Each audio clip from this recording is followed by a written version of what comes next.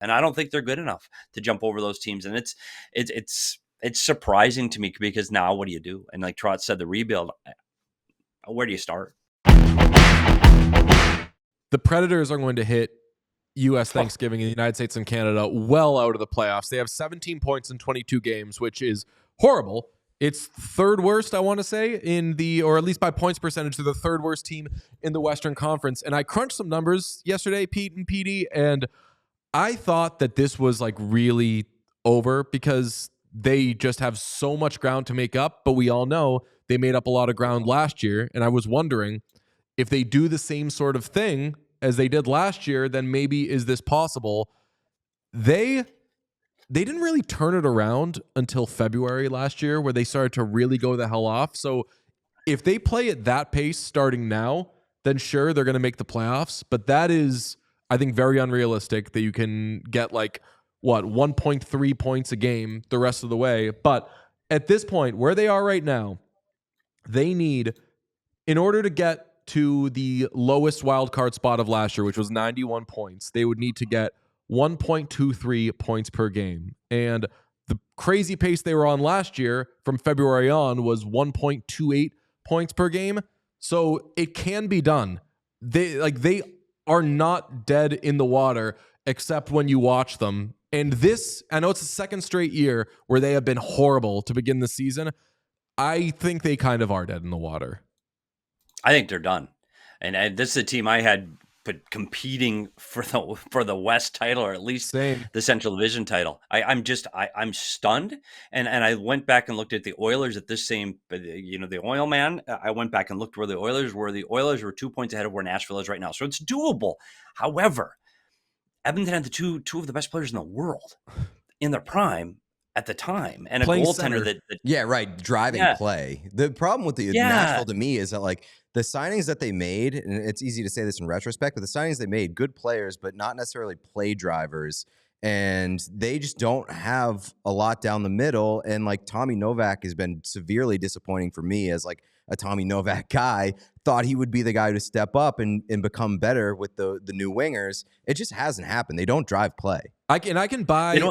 You mentioned the goaltending. Sorry, I can buy Saros being what Skinner was during some of those really hot stretches. Saros can have unbelievable stretches. Oh, Saros is way better than Skinner. Saros is an elite level. Oh no, I definitely better player. I'm saying the things that worked for the Oilers.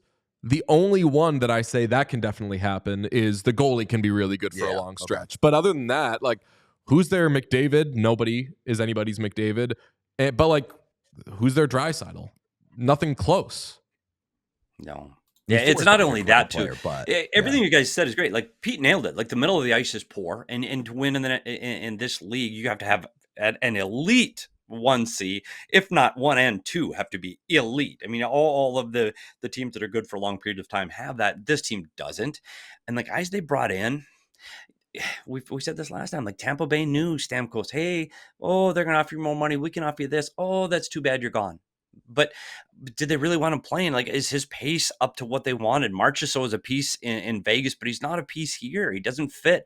This team doesn't. Nashville won by playing Nashville hockey. They played hard. They beat you in the corners. They were a little rougher team to play against, and they incredibly hard team to get up and down the ice against. But this team isn't. This team is soft. They're slow. And I don't see any way that this is going to turn around now. This is not going to be a playoff team. And they're so far out of it with a conference right now that there's too many teams they have to jump over. And I don't think they're good enough to jump over those teams. And it's surprising to me, because now what do you do? And like Trot said, the rebuild, where do you start? And this team's in trouble. You know what's wild, boys, is their big three signings: Stamkos, Marchessault, and to a lesser extent, Brady Skjei. Mm-hmm. Which of those players' former teams misses any of those guys? Lightning don't really miss Stamkos. The Golden Knights have been absolutely fine without Marchessault, and the Hurricanes, what's the opposite of missing a player? They are so good without Brady Skjei. And I don't think that's an insult to Brady Skjei. I think it's more just a credit to the Carolina Hurricanes knew who Brady Skjei was, and they know that they have enough to replace him, and they weren't going to miss him that much. Right. And I think that's the same we said it with Stamkos. I mean, you can't handcuff yourself to the cap with a player that's diminishing in age and slowing down. You can't. And I think that there's such an urge and desire to pay these guys that become franchise players for year after year after year that he should have retired at Tampa Bay Lightning. Well, yeah, well then let's pay him 3.5. Let's pay him what we think he is worth for the future, not what he earned in the past. And I think that's so difficult to do in today's sports landscape, where you have to try to pay players for what they've done in the past. And I think Tampa Bay was lucky to be able to move on from that money, because now they can start rebuilding without rebuilding. You can just do a restart and a kickstart when you can eliminate some of that money. Yeah, but Boston, I think, is going to relatively be fine. I think they're going to be a playoff team. Edmonton, I think, is obviously going to be fine. I'm starting to wonder if they're maybe like doing a little like cap space accruing. Like I'm like, man, like they got to get Hyman back at some point, but maybe they're like, we're going to go on like a 40-game win streak at some point. So like, let's just bide our time, make sure that everybody. So Edmonton, I think, is going to be fine. Of the teams that are kind of floundering, where you say, hey, what happened to that team? I thought they were going to make a little more noise than they have. Colorado, I think, will be fine-ish. I think they'll make the playoffs. But then, like, what am I saying about the Kings, I guess? We'll figure that all out. The Kings are a whole different story. We could talk about them later, but they have not looked good recently. But, like, Boston, it's going to get better. Colorado, it's going to get better. Edmonton, it's going to get better.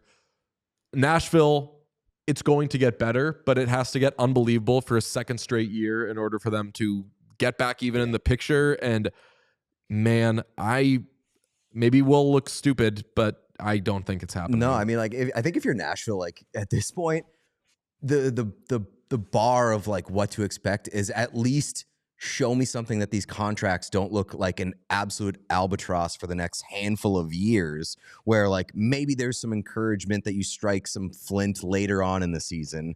We all silly like the mayor.